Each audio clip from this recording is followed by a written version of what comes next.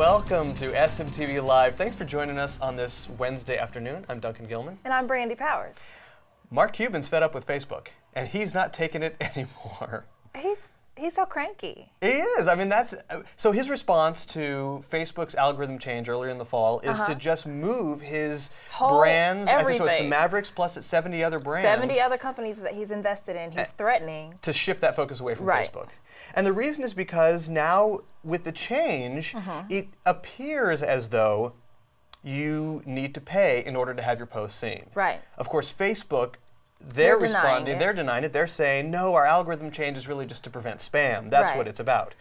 But it seems like with this announcement of Mark Cuban's departure from Facebook and heading toward things like Twitter and the revamped MySpace. The new MySpace, maybe other companies are going to do the same thing. They might, and I'm curious to know what those other 70 companies he's threatening to take over, and if it'll, you know, perk some ears in the Facebook world and say, hey, maybe we'll stop it. Plus, with stock prices being so low on Facebook, the article that we're mentioning here is kind of hinting toward getting more dollars since they're less than 50% from the initial IPO. So that could be why so many people are mad. Right. Clearly from Facebook's side, the algorithm change may have something to do with spam. We don't know for sure. But the revenue side, of course, is impacting the move toward promoted posts and the focus on ads. Of course, that's got to be driven by Facebook stock price. It's got to be. Yeah. Yeah, that's got to be the underlying reason. But we'll keep our eye on this story. We will. We're here to help you out with your social media campaigns or answer any questions that you may have about your social media campaigns in Facebook, Twitter, LinkedIn, YouTube, your blogs, Pinterest, whatever you're working on, let us know. So you can email us your questions to questions@splashmediau.com, and as always, tweet us by using hashtag SMTVQuestions. So let's take some questions from our viewers. Let's do it. Jamal has a question for us. Jamal wants to know, what's the latest on Facebook's timeline changes? Jamal, very good question, and we did allude to this earlier, I think like 2 weeks ago, but we still don't have an update. We checked Facebook. My personal timeline hasn't changed. Duncan's hasn't either, and we don't see any posts or updates on Facebook's website. So we'll keep you posted. I know a lot of people are anxious to see the new changes. It'll be the second one this year if it happens before the close of 2012. So as soon as we know, we'll let you know. Right. The change was basically shifting back to a one-column view instead of the two. Instead of the two columns, because in that timeline format now, it is a little hard to kind of ping-pong back and forth. Yeah, you got to pivot too much, and your eye has to go back and forth. Yeah, too Facebook much. is too much exercise. Yes, it is. I need something that's easy. I can just sit focus still. And streamline. Right. I agree. Yeah. So Leslie wrote to us and she asked, "What's the best way to listen and know if people are talking about me on Twitter?"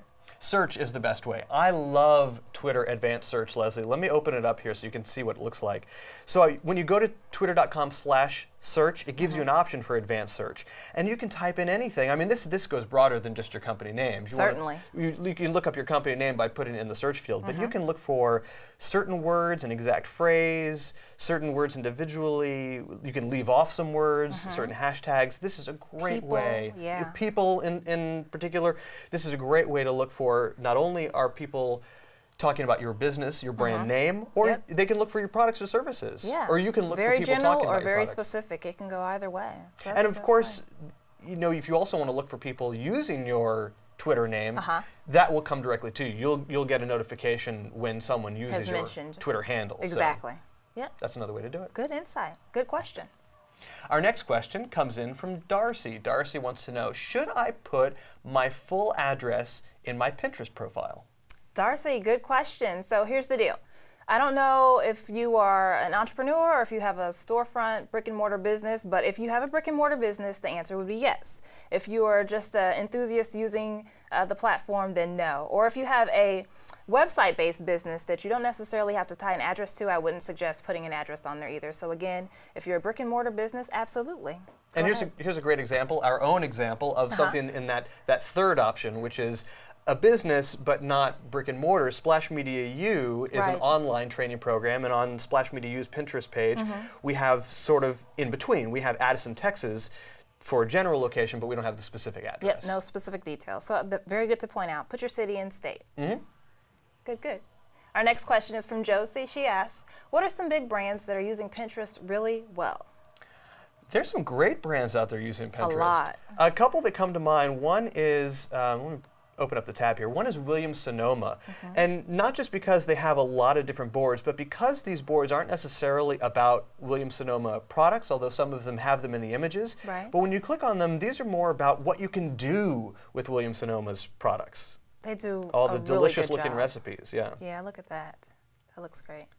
And of course, they all link back to either williamssonoma.com or the Williams-Sonoma blog. And I just think they do a great job because this is the perfect kind of imagery that you want for people to learn more and take a look at your products. All the visual people, they're right there on Pinterest. Yeah. So, good. No, Home Depot does another great job. They do. And they've been on Pinterest pretty much from the beginning, haven't they? They were a very early adopter to Pinterest platform, yeah. And you would think the demographic is not so much females, which is what Pinterest demographic is, but Home Depot is doing a very good job with their Pinterest platform.